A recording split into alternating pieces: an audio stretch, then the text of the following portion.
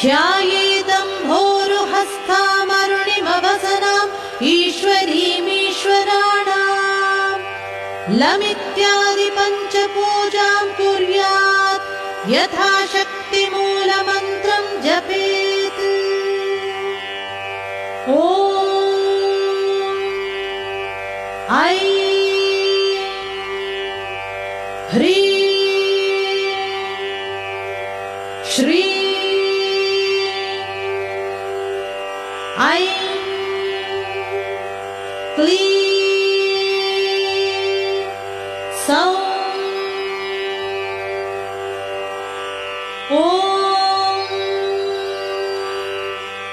नमस्त्रिपुरसुन्दरी हृदयदेवी शिरोदेवी Shikhadevi कवचदेवी नेत्रदेवी अस्त्रदेवी Kameshwari Bhagamalini नित्यक्लिन्ने भेरुण्डे वह्निवासिनी Mahavajreshwari